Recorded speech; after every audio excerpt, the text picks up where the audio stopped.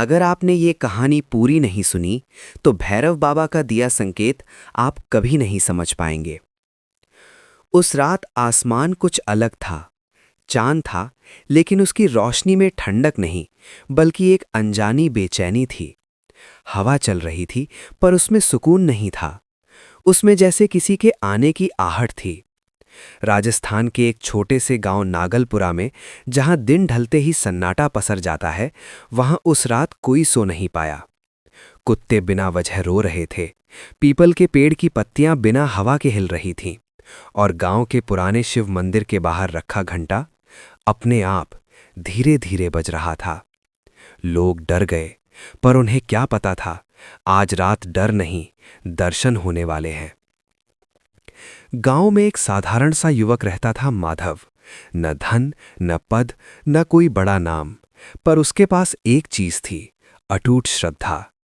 माधव की मां बचपन में ही चल बसी थी। पिता बीमार रहते थे। घर चलाने की जिम्मेदारी उसी के कंधों पर थी।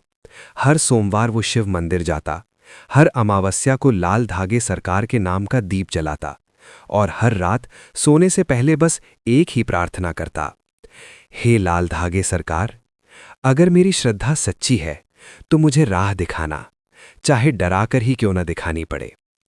उसे क्या पता था कि उसकी यही प्रार्थना उसी रात स्वीकार होने वाली है। वो रात जब सब कुछ बदल गया। उस रात माधव को नींद नहीं आ रही थी। दिल अजीब तरह से घबरा रहा था। ऐसा लग रहा था जैसे कोई देख रहा हो। अचानक घर की मिट्टी की दीवार पर टंगा लाल धागा खुद ब खुद हिलने लगा। माधव उठ बैठा। उसका शरीर पसीने से भीग गया। फिर धप धप धप, जैसे किसी के भारी कदम आंगन में पड़े हों। माधव ने दरवाजे की ओर देखा। दरवाजा अपने आप चर्र खुल गया। बाहर अंधेरा था, पर उस अंधेरे में दो जलती हुई आंखें दिखाई दीं, लाल, भयानक, पर अजीब तरह से करुणामयी। हवा तेज हो गई। दीपक की लौ सीधी ऊपर उठ गई, और तभी एक भारी गूंजती हुई आवाज आई, डरता क्यों है माधव? उसका शरीर कांप गया, गला सूख गया। वो जमीन पर गिर पड़ा। उसी क्षण उसने देखा, काले वस्त्र, गले में मुंड माला, हाथ में त्रिशूल, और कमर पर बंधा वही लाल धागा, भैरव बाबा स्वयं। माधव रो पड़ा, डर से नहीं, भाग्य से। भैरव बाबा ने आगे बढ़कर कहा, श्रद्धा सिर्फ मांगने से नहीं होती, श्रद्धा परीक्षा से सिद्ध होती है। उन्होंने त्रिशूल जमीन पर रखा और कहा, कल सूरज उगने से पहले इस गांव के उस घर में जाना जहां कोई मेरा नाम लेने से डरता है। माधव ने कांपते हुए पूछा, प्रभु, अगर मैं डर गया तो? भैरव बाबा की आंखें और लाल हो गईं। तो समझ लेना, लाल धागा सिर्फ धागा था। और ये कहकर वे अदृश्य हो गए, पर आंगन में त्रिशूल का निशान रह गया। सुबह गांव में अफवाह फैल गई। रात किसी ने मंदिर के पास काले कुत्ते को रोते देखा था। किसी ने घंटी अपने आप बजते सुनी थी। माधव जानता था ये संकेत हैं। वो उस घर पहुंचा जहां एक व्यक्ति भैरव बाबा का नाम सुनते ही दरवाजा बंद कर लेता था। अंदर घुसते ही घर में अजीब ठंड फैल गई।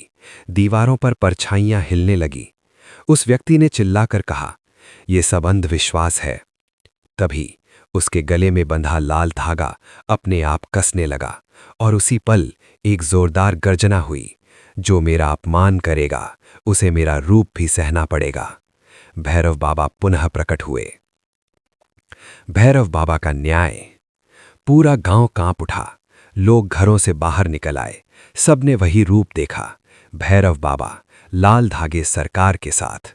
उन्होंने उस व्यक्ति को देखा और कहा, डर से नहीं, श्रद्धा से बचता है इंसान।